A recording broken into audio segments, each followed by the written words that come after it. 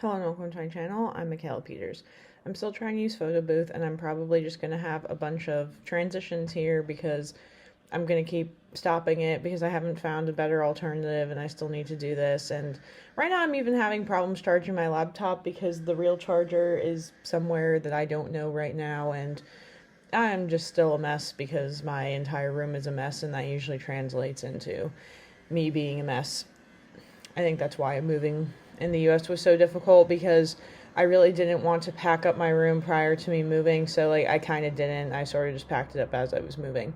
Anyway, what I've been told is that the university canteen, cafeteria really I'd probably say, is closed. I don't really think that that's true because I just Googled it, so I may go actually do my normal work schedule thing and go there and work, even though I have work that is not work related, but that's how it is sometimes. Okay, so really what I wanted to do today was I wanted to answer this question that I thought was really good, which was about, could I survive off of $60,000 in Finland a year? And the answer is easily yes. And how I'm going to show that right now, we're really having a crazy hair day. I just woke up, luckily, and I slept a lot, which is great because that hasn't happened in some days. All right, so I did what I did on the Russian side of the channel one time, which was to show you roughly what expenses monthly would look like in the US, and I'm going to do that here now too.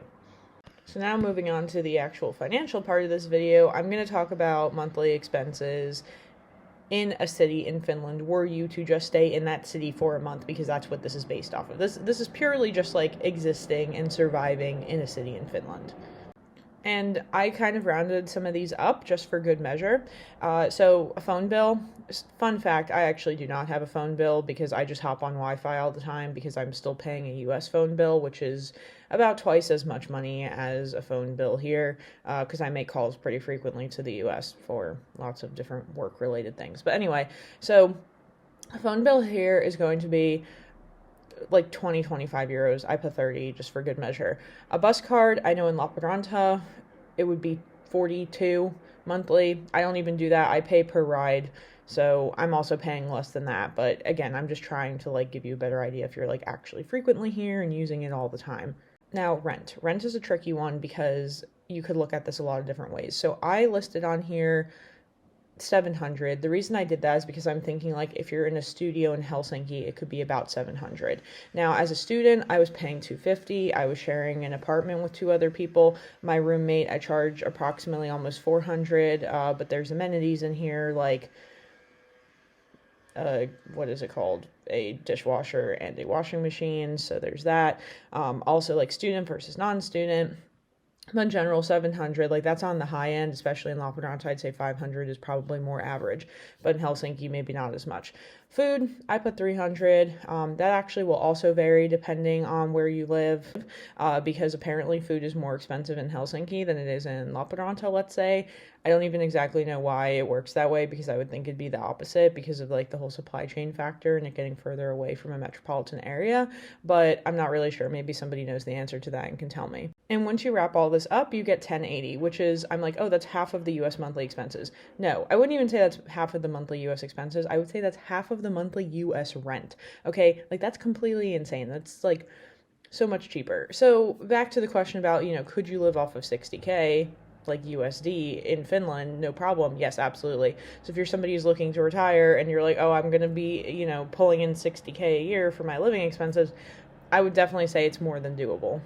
The universe is really having not a fun time with me recording these videos right now, and I'm still needing to find an alternative method. So I'm where am I even? Because I just keep repeating the same thing because it keeps not saving the third time that I go to record this. But essentially the thing I'm trying to say here is it's a very difficult apples to oranges comparison, because really what you're going to see in most countries is that what you get paid keeps up with what you need to live, and the US is no different. So while it sounds really cool that, the median income in the US is $74,000 a year, having to pay $2,000 a month in rent also does not sound very cool. And so I was saying that the biggest issue with this is especially the fact that finding roommates, I think in the US can be even harder, because I just feel people in the US are a lot less trustworthy and more flaky. It just makes so much sense, because when I talk to my parents, they're super paranoid that everybody's trying to screw them over all the time. And I feel like I'm a little bit less cynical because of the amount of time I've spent abroad and the amount that like other random people have helped me, and like they're not always just trying to take money from me or some other mysterious, mischievous thing. But my whole point with this was like, if you're like, let's say, approaching retirement and you want to come to Finland, and you're like, can I survive on 60K a month if that's what I'm going to have coming in for my retirement yearly? Like, the answer to me would be clearly absolutely.